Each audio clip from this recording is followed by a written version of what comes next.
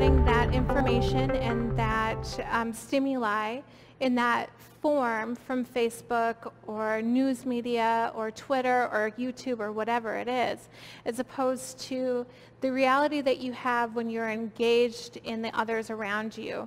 About 6 months ago, I keep a note in my phone, and it talks and the note is just to log ideas that I have at work.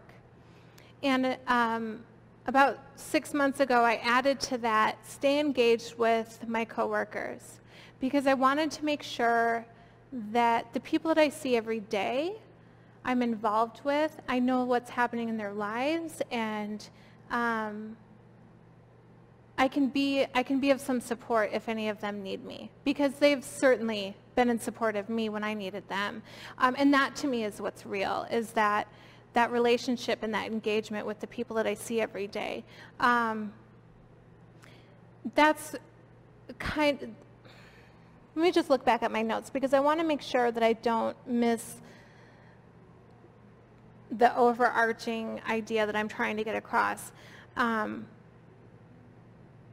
By actively being involved in things that affect us daily, because, I mean, whether we want to admit it or not, people in Washington, people in our state legislature and national committees and finance committees and war committees and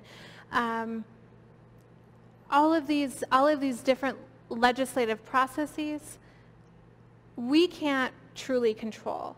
I've kind of laid out in previous talks how there really is no checks and balances on our government, and they kind of are, we're at the whim of who or which lobbyist or which industry our representatives are wanting to take money from that year.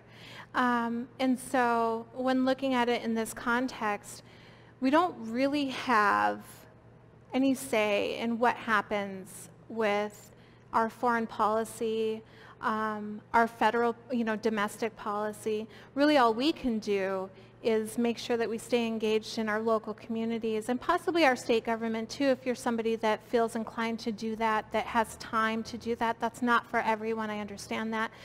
But in our local communities, stay engaged with the people that you work with every day, stay engaged with community projects that you think are important, stay engaged with your family and your friends, and let them know that you're available, you're not distracted by what's going on Facebook or Twitter or YouTube or MSNBC, Fox News.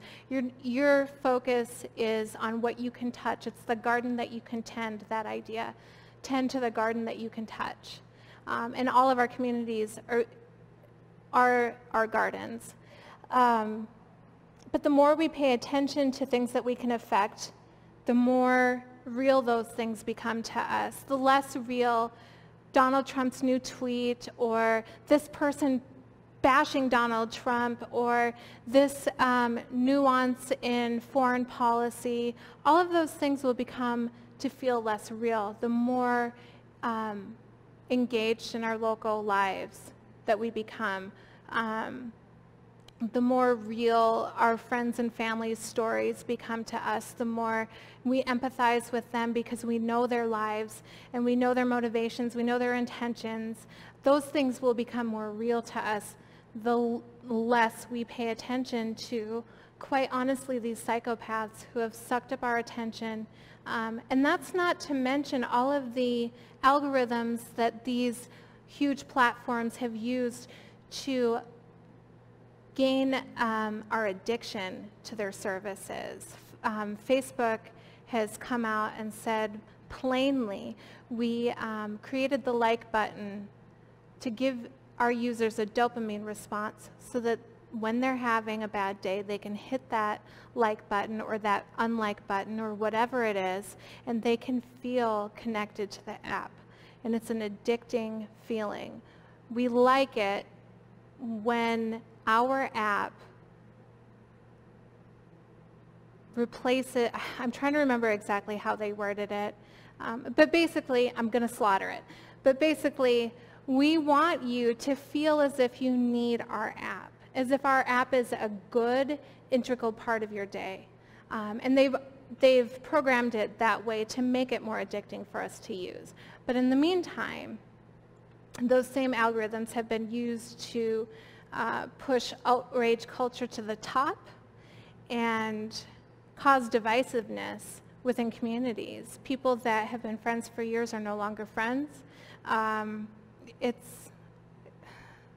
It's tough. It's a tough one, and it's not just Facebook. I kind of pick on Facebook because they drive me crazy, but it's not just Facebook. It's Twitter. There's one that was more supposedly leaning right-wing called Gab that was quite popular for a while, but I think that they reached so much, or they received so much backlash from liberal media that they just kind of have faded into the ether because nobody wants to be seen as right-wing or conservative. Conservative is a bad word, you know. But the whole point of that is that the less we pay attention to these things that have purposefully squandered your attention on these issues that we cannot affect ourselves, rather than willingly give our attention to these things, we need to pay attention to things that are real to us, that we can affect. And power will just transfer eventually. That's going to cause a transfer of power away from these psychopaths and into our daily lives, truly. And so a deepening of real life connections so that online and psychopathic agendas just don't gain any traction anymore because they don't matter to the masses. These arguments that are happening online that don't affect people in their real lives won't matter anymore. If we can gain control of where our attention goes, be conscious when we're giving our attention away. Our attention is one of the most valuable things that we have. And so if we're very selective, if we use good discernment when we pay our attention to something, then we can control whether our attention goes towards something that contributes to the greater good, or we can contribute that attention toward really horrible, painful, harmful policies that may not affect us, but they affect all of our brothers and sisters all around the world. And so consciously directing your attention takes discipline. And I would never shame anyone for giving their attention to something that I wouldn't. But I would encourage them to give more of their attention to the things that affect them in their day-to-day lives. Yeah, I think that's where I'm going to end it. Yeah, thank you. All right, so now you've been to one of my talks. Yes. What do you think about all of this? It gives you a lot to think about, and it also, I agree with everything you're saying. I think that It's not coming out of left field. we're spoon-fed everything we're supposed to think. Yeah, right down to the perspective that we're supposed to have, sometimes based on our skin color, sometimes based on our economic status. But all the while, it's always us versus them. Always. Democrats versus Republicans, or